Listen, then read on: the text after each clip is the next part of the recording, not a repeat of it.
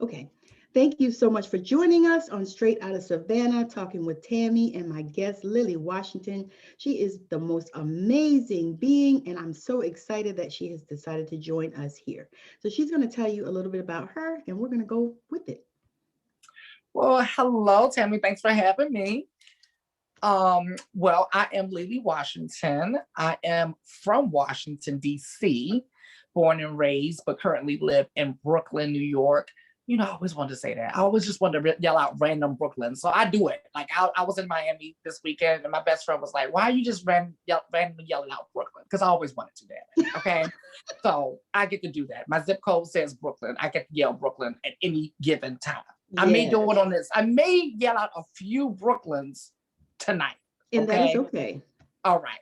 So yeah, I am a non-binary, some may consider trans. And I'll go into that.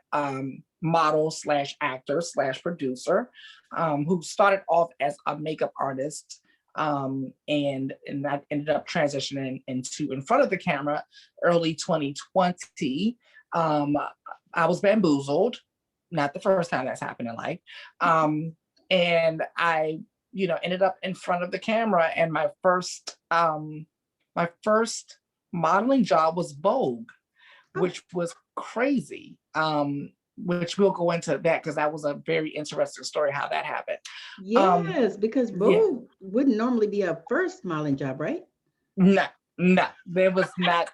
Yeah, it's a lot of weird things. I have a really interesting story. It's just crazy. Like even I look back and I just laugh. I'm like, how in the world did that happen? Yes. I also produced 2 short films last year. One of them was about my life. And I took you through my journey of self to where I'm at today with self-acceptance, self-love. But, I had to go through a lot of things to get there. And, drug addiction was one of those things. Prison was one of those things. Homelessness was one of those things. And I felt it very important to tell that story because I always tell people that the story is in the journey, not the destination, because the destination doesn't exist, right? So we're still in the story right now, right? I haven't arrived anywhere. We're still in the story. And so it's important to tell those things because a lot of times people will see where you're at today. Yes. And they'll just think that you just, came out your mom's womb fabulous and, No, it's just a wish. Bing. Don't work like that. Don't work like that. So yeah, I took them through the journey. So yeah, and that was an interesting thing because it ended up taking off. Like it created a life of its own, and now people want a full-length version of it. And I co-produced that with my production partner, Mr. David Hand, and we did it. Just him and I, we did everything, the everything that you see in the movie we did. And what was the name of the movie? The Love Throughout, and it's on YouTube. Okay. So it's about 7 minutes long. And we have a prequel to that, which is called The Greatness After. And that is about another trans model, Miss Alex. So and I'm in that as well. I co-star in that and co-produce that as well.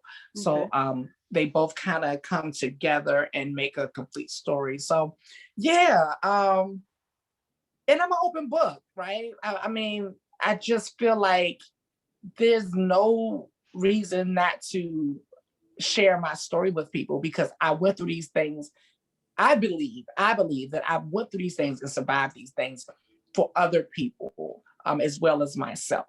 Yes. I remember like very clearly and being at my lowest. And when I say low, I mean low. Like I don't know if I'm gonna survive this, when I couldn't get out of my drug addiction and all of that stuff. And I really didn't think I was gonna survive. I really didn't. I all but given up at that moment. And I remember thinking like, if I survive this, it's because you want me to help other people. So I'm not going to keep it a secret. Yes. I'm not, and I've kept my word, I've kept my word. I've never tried to hide behind anything. I'm transparent and it is what it is. It is what it is. And the other thing is when you tell your own story, can't nobody tell it for you, boo. Okay, so I so agree with you there because I did the same thing. I shared my story, and it was so healing. And I got so many people that, sent me messages and said that, I appreciate you for sharing, for writing, and, all of this. And for me, it was just my story, and I knew that because God had shared that with me too, said, this is not for you, because I asked God, I said, why did I have to go through all this hell? Why? And at such young ages. Such young And ages, right? Yeah. yeah. And God said, it's not all for you. So I was like, okay. So yeah, so I get that. So when you shared your story, um, was it like a relief for you? Did you feel like the healing in sharing it because people are going to be able to relate to it and, Yes, it was a deeper level of healing because yes. Up to that point, I've been telling my story for years. I've been doing motivational speaking. I still do that. It wasn't like it was a secret. The thing was, there's a difference from verbally telling your story and then putting the visuals behind it. That's number one. Yes. The other thing is, there's a difference between telling your story and reliving it, because I played myself in the film. I actually transitioned backwards in the film. Okay. So I went back to who I was prior to who you see today. Gotcha. So much to the point where I sent my family pictures from when I was on set, and they thought I had dug up old pictures. They was like, "Oh, where did you get that picture from?" I'm like, "This is today." Like they just, it was insane. So going back and reliving it, it was a deeper level of healing. Yes. And there were some things that happened that I totally didn't expect to happen. Because like I said, I just thought I was doing this to help other people. Like I was just like, okay, yeah, we good in this area and this area. So I'm here to save the people. And I didn't realize that, I was going to receive a deeper level of healing, but with myself and my family. Mm-hmm. That was the last thing on my mind. Mm. And, yes, there were a lot of families across the world. Like I've been getting messages from all over the world. I'm sure. But then when it hit home, it was like my family being healed mm-hmm. from it. That was not a part of the plan. I had already accepted my dynamics with people in my family. My family's a great family. That's why we named it The Love Throughout. Let me be clear about that. Mm-hmm. We named it The Love Throughout because through all the contradictions and confusions and the things that I went through and the mistakes that my parents made and all of that stuff, the one thing, it may be confusing to some people, but I never questioned that I was loved. Yes. Never. And that's important. It's very important. I never felt like I wasn't loved. Mm-hmm. It's weird if you watch the film, and I wanted to make sure I got that point across, that I didn't come off as a victim, that I didn't come off as angry, hurt, resentful, or anything like that. Right. Because I understand. Understand. And I had already understood by the time we made the film that this is who they are. They deal with things the best way they know how with the information that they have. Right. Right. But after the film, they had some new information. And so they did even better because they had some new information. Isn't that crazy? Yes. Like, I wasn't expecting that because I didn't know, because they didn't have to receive the new information. Right. They don't have to. They don't have to. You're not obligated to. Right. They chose to. And that's because of love. So it just continued to perpetuate what the film was really about, the love throughout. The love is still continuing, See, and God already had that set up for you. Mm-hmm. To me, that is like the big part, and I'm not coming from a God standpoint. Yeah, me too. Because listen, I love God, I cuss, I love Little Kim and Kim Burrell. Yes. So let's be clear about that. Yeah. Yes. Yeah. I agree with all that. Okay. Yeah. We actually, yeah. Mm-hmm. Because people, I truly believe that religion puts God in a box. And I believe that God is so big and so huge And he's such a loving God and not, like people try to make him out to be. So I believe that he set all that up for you. It's like, he said, let me help my child. He been set me up, and he's always set me up for success. Yes. Yes. And one of the things I always say is that I would have never wrote the script this way. But if I wrote the script, I would have been cheating myself. See, and that's good. That's a good point. Because sometimes we can't always see, especially if we're in the middle of it and it's us. So, I agree with that. I think that's awesome. So share, what are we talking about?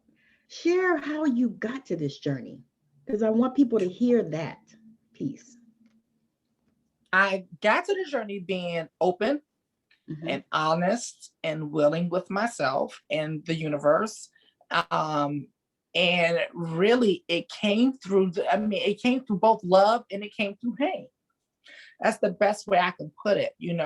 I grew up a lot of my life just very insecure and desperately wanting to fit in and knowing that I was different. And so I tried any and everything to be everything but me. Okay.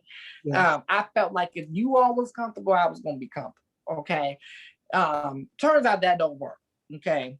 No, it don't work. It literally almost killed me. Literally almost killed me. And so after just getting sick of my own shit and just saying, I just got sick of the consequences of what I was doing, through the prisons and the drug addiction and all of that other stuff. I was sick of it. And so I was like, I don't like the results that I'm getting. I need to do something different. So the first thing I had to realize is that I didn't know who I was. And here I am asking people to accept me, and I hadn't accepted me. How backwards is that? Wow. That is so common. It's so common. And I didn't understand how common it was. And I didn't understand that I fell into that category. So the first thing is that I had to be honest with myself that I didn't know who I was, right? Then I had to become open to something different. And then I had to become willing to go through whatever it was. And so I knew that what I was doing, I didn't like the results. I didn't like what was coming with it. So I needed to shift my energy. And so that's when I started to go through this process of self-discovery. And it's been the most beautiful thing. I've been actively in that process for 13 years.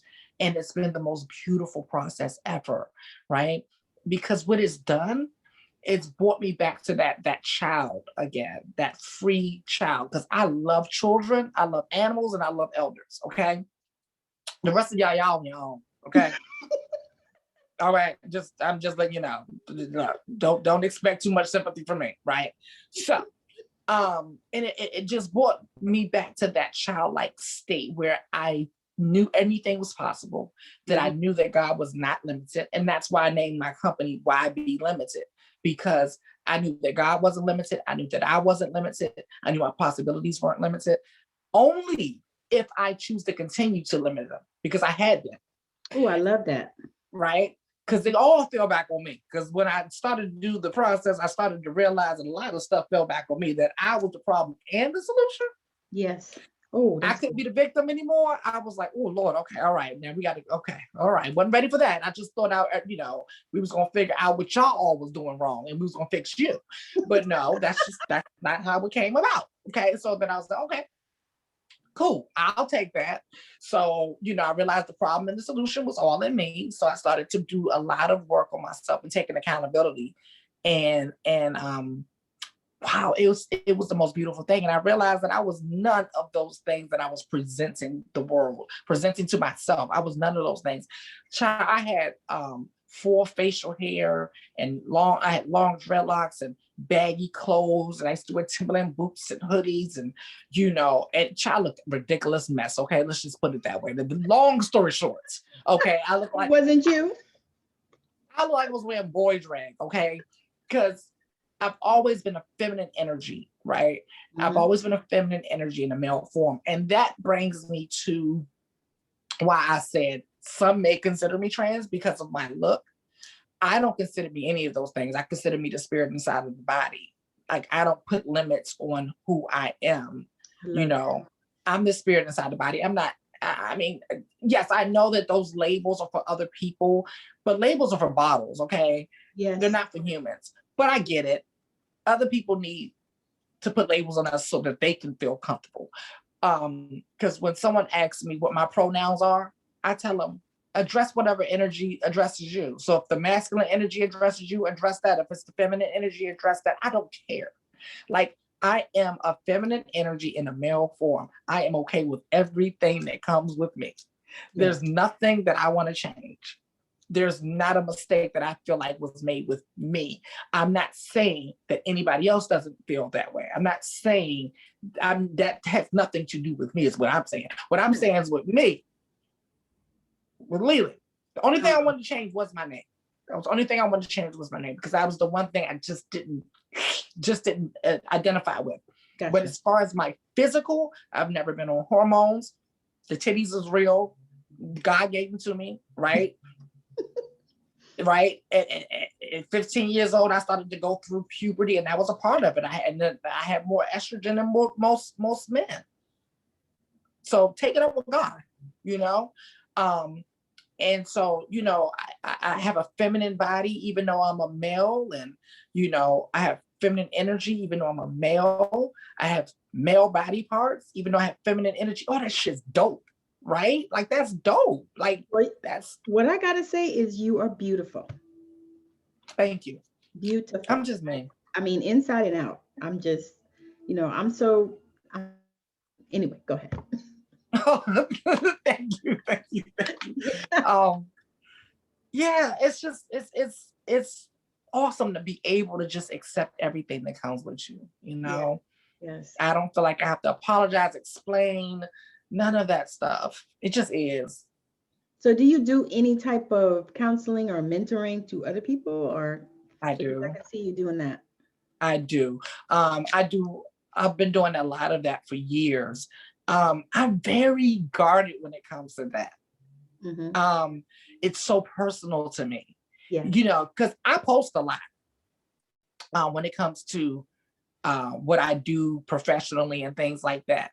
It's rare that I post things like that. I do a lot of volunteer work. I do a lot of, like you said, mentoring. I do a lot of volunteering with an organization here in New York called GMHC. And I deal with trans youth. A lot of them are HIV positive. A lot of them have been in sex work. And they're looked at as the misfits or the outcasts of society. My favorite part of society, honey. So, you know, I do have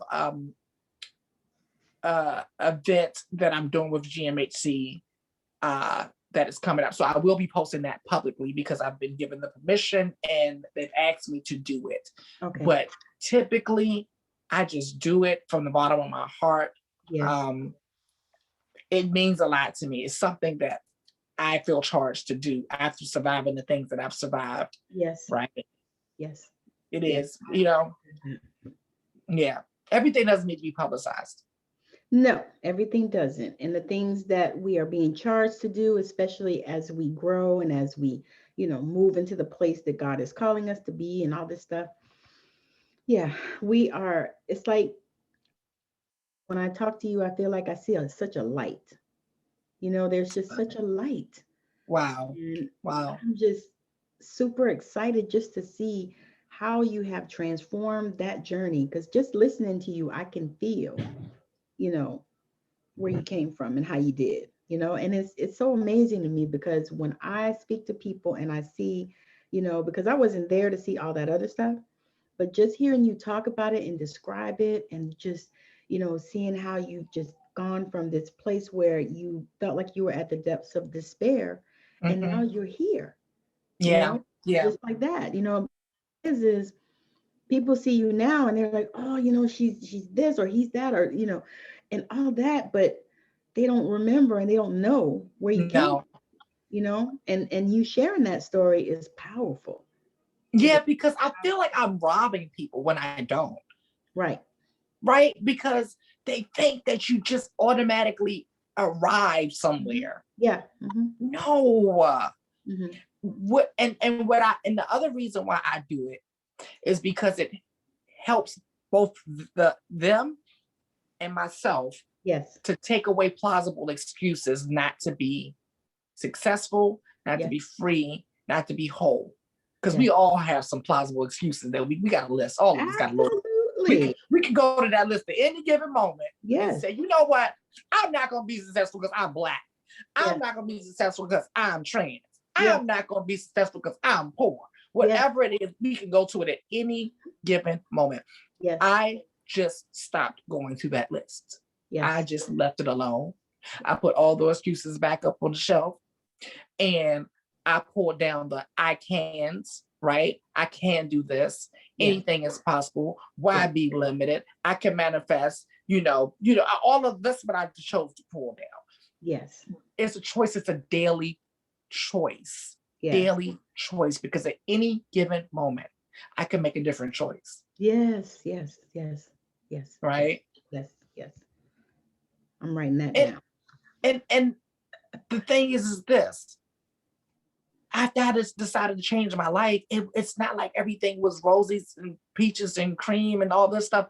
Baby, listen, the stuff that I went through in active addiction and all of that stuff, that was deep. But I had drugs to mask those feelings. I didn't feel a lot of those things. And my biggest thing is that I couldn't feel, right? Yes. But then I get clean and I'm like, I want to change my life and all of these things, and some other stuff popped up. I was like, well, I'm gonna start a business and I'm going to be successful and I'm going to be a boss. And then, I start the business and I was working a 9-to-5 job, and I just, God was like, okay, it's time for you to leave the job. And I'm like, oh God, you must have something, hey, let me go ahead and put this 2 weeks notice in so I can start taking over the world, And I did that, and 2 weeks later, I was diagnosed with cancer. Oh, Jesus. I'm like, well, hold up now, God, you pulling stunts and shows now, girl. Like, hold up now, what's up? Why would you tell me to do that when you knew this was coming? And, I went through it, and then I get through it, and it left me financially just destroyed financially. Yeah. So I ended up losing everything. So I end up cancer-free, but I lose all of my material possessions, right? Mm-hmm. And I ended up homeless with a successful business. And, I was in like, oh God, I think about 15 magazines that year when I was a makeup artist, like my work was published. So I'm in all these magazines and people are telling me how proud they are of me, but they don't know I'm living in a rag-me motel and I lost everything. It's just so many things that we go through, but I still chose not to go to that list. Yes, because you could have in that situation, you could have easily gone to that list. Oh, I quit my job and then I got cancer, and of course that was my insurance and all these things, right? You could have easily been like, I'm just gonna curl up in a ball over here and just. You could have easily, but you decided, you made a choice. Oh my God. Got up every morning in that raggedy motel, roach infested, crack meth infested motel, and beat my face and threw on, because I know how to put together a thread or two, baby, and went out there, pounded pavement, and created jobs for myself and the people who worked for me. And things turned around and I ended up with way more than I lost. And then after that, a couple of years later, God's like, okay, it's time for you to leave Atlanta. Wow. I'm like, hold on now, God, you tripping again. Because see now, the last time you said this, last time you told me to do something, hold on now. You sure? Because after that, after going through that and losing everything and then rebuilding, and my business was successful in 2019. By the 2019, it was successful. I was making good money. I gotten everything back. I was living a comfortable life. I was living in a nice apartment in downtown Atlanta. Things was going on, like, and then God was like, no, this is not where you belong. You're settling. Yeah, you're doing good. Cute. This is cute, but you're settling. He said, don't you love how God does that? He said like that. It's cute. He said just like that. That's how I heard it. And so I like when I tell you the voice had never been so clear ever. It was like the most specific instructions. They sounded crazy, Tammy. It was like asking me to leave everything behind and start everything over in a new city with no clients. Excuse me, been there, done that. I moved here to New York January 2019 with one suitcase. Oh my gosh. I got here at 9 a.m. on a Monday morning in New York City. By 2:30, I had my own place to stay. I never slept on a couch. I never slept on the floor. That's how it started. So you already know that was God. I knew it was God. That was how day one started. And baby, when I tell you, it's only gone up from there. I'm just always, I don't know how to, I feel like I'm watching someone else's life sometimes. Nice. I really do. And I'm not saying that in a braggadocious way, because for me, after losing everything, it changed my priorities and it changed my attachment to physical things and material things. Okay, I like my shit. I'm not Gandhi. I was gonna say you could say that for the people in the back. Yeah.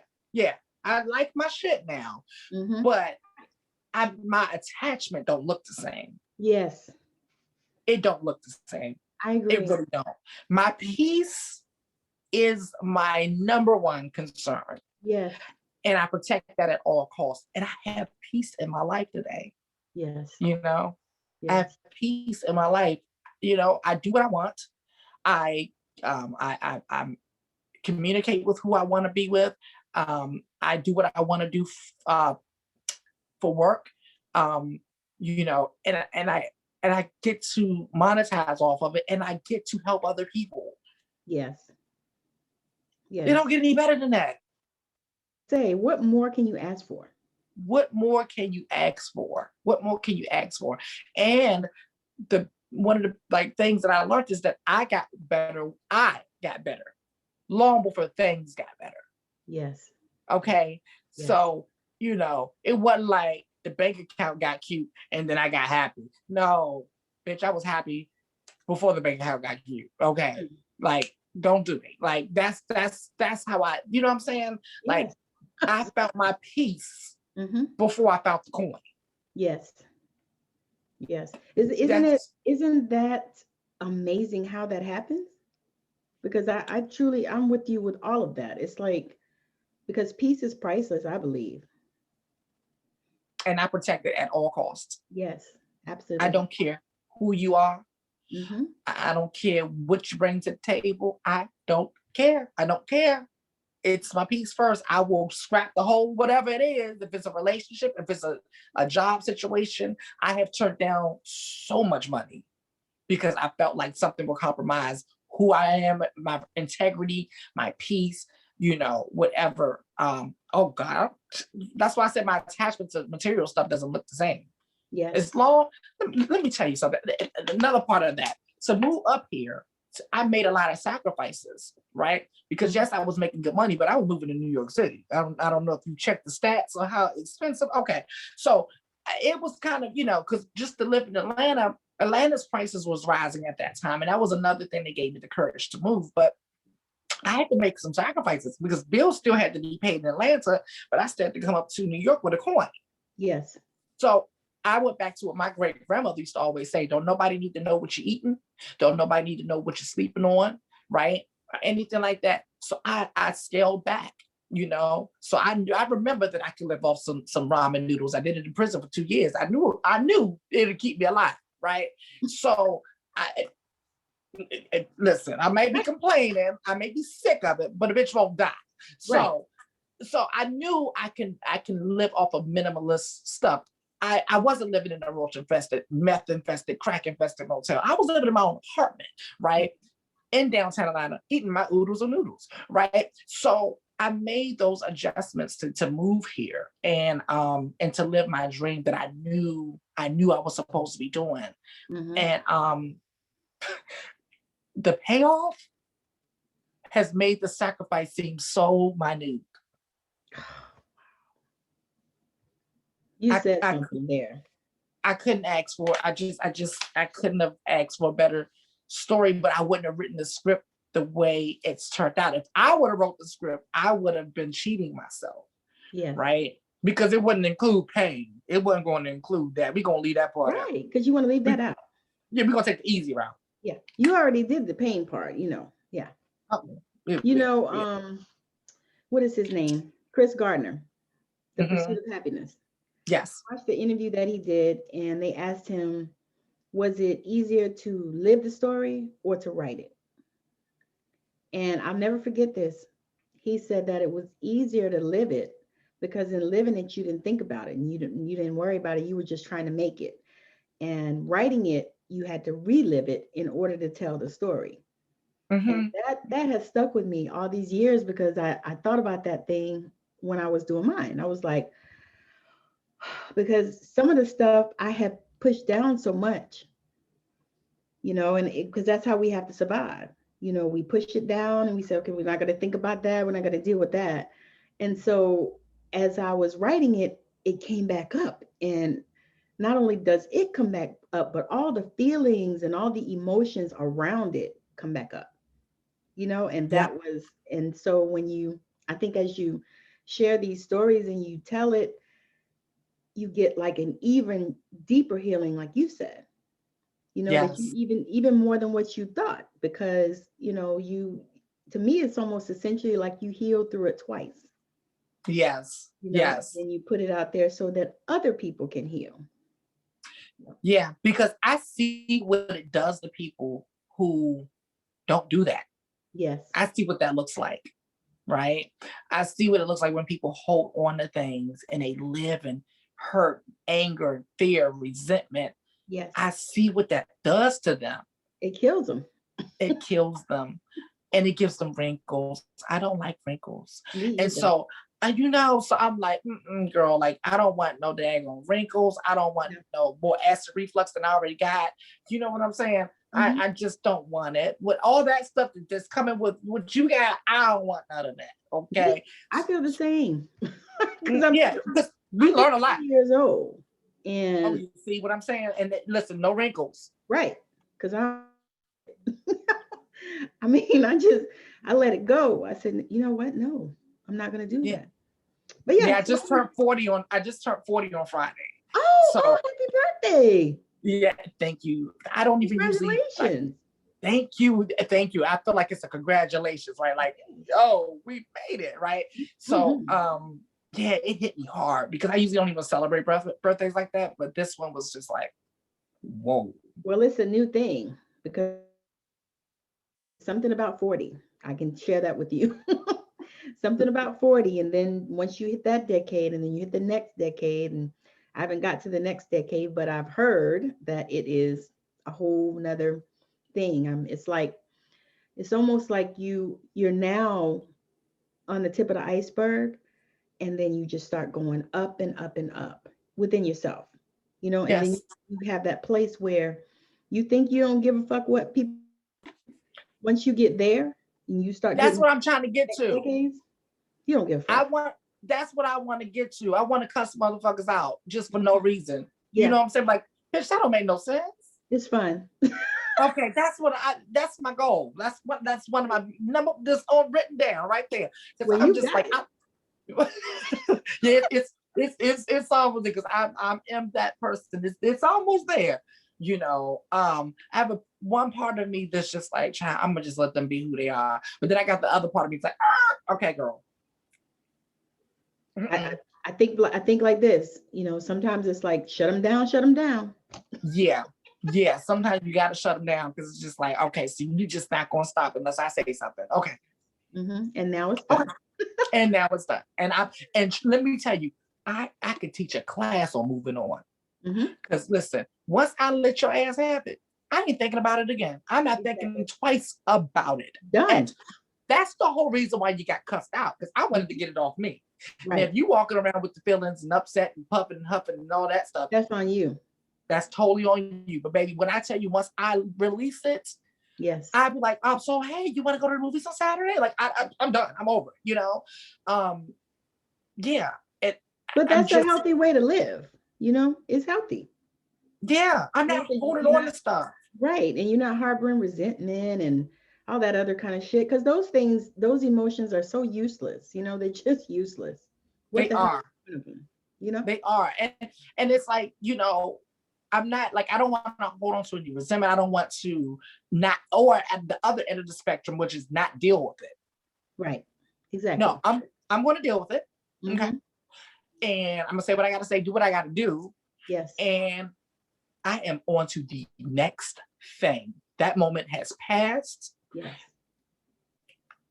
I just have nothing else for it. And that right there, that freedom that comes from that, like, you know, I used to be, because I used to be that person who was loyal to a fault. That's some crazy shit. But yeah. I was loyal to a fault, and not today. No. I come first. My peace come first. Yes. I can still love your ass, but you can be over there. Yes. Over there. I agree. Yep. I still think, I mean, I've got people who I have excommunicated, and I still love them. I still think highly of them. Yep. I still think all of these things. I just want their ass over there. Yeah, just not in my energy. That's all. Because you come with some other stuff that I don't need. Because, you know, two things can exist in the same space. Yes. Right? Yeah. So you can be all these things, but you can be those things too. I don't want those things. I'm keep it over there. And I'm good with it, right? I'm so good with it. So good. So I have enjoyed this so much. I wish I could talk to you for 2 more hours. Likewise. I have enjoyed it so much. It's been amazing. Your story is just, I don't know, it's so inspiring is with the word I want to say. But what I want you to do now is just let the people know how they can connect with you, and, you know, and then we'll roll on. All right. Well, I am on, let's see, I'm on Facebook, Instagram, TikTok, and YouTube. Everything is under YBLimited. Okay. It's the letter Y, the letter B as in boy, the word limited, YBLimited. Because YBLimited, right? Yes. And you can also check out the film, the short film, The Love Throughout, and that's on YouTube. And you should be able to just pull it up by putting in The Love Throughout. Okay. And then it was filmed under the production company 3BR Studios, like 3 bedrooms. Okay. So 3BR Studios, it's under that production company on YouTube. So if you're unable to just pull it up through the title, which you should be, you can just go to 3BR Studio. And and I got some exciting stuff coming up. Ooh, I wish you would have interviewed enough because I got some stuff coming up. I got I can't say nothing until but I'm excited. Like a new milestone that has just been confirmed. And let me tell you, the power of manifestation. That's all I got to say. I'm so excited for you. What I'll do is I'll also link the video in the description of the video on YouTube. That way you want to find it there and everything. And I'll try to put all your, I think you put it in your bio as well. Yes. Okay. So I usually put all your, you know, where you can find you and connection, all that in there as well. That way people, you know, once they watch it, if they want to connect with you, they can go right in the description and, you know, do that. But I appreciate that. Oh, no worries. It's my pleasure. I have enjoyed this so much. I'm sitting here thinking, I'm like, I have 50 other questions I wanted to ask you, but we ran out of time. Well, guess what? I have a podcast coming out called Lilli's Closet. We go straight into my closet here, and I'll bring you on, and we could just chat. We just gonna chat and just kiki. That's awesome. Yeah, I'm definitely ready for that. Just let me know when you're ready. I will for sure. All right. So thank y'all for joining us on Straight Outta Savannah, talking with Tammi, with my guest, Lilli Washington. This has been an amazing, amazing podcast. I say that with every podcast, but I really do mean it. But make sure that you follow her at the places that she has mentioned, and it'll also be in the description of the video, whether it's the podcast or the video. So definitely connect with her if you feel ready. So have a wonderful rest of your day, evening, night, whenever you catch this. And thank you so much for joining us right here on Straight Outta Savannah, talking with Tammi. Bye now. All right.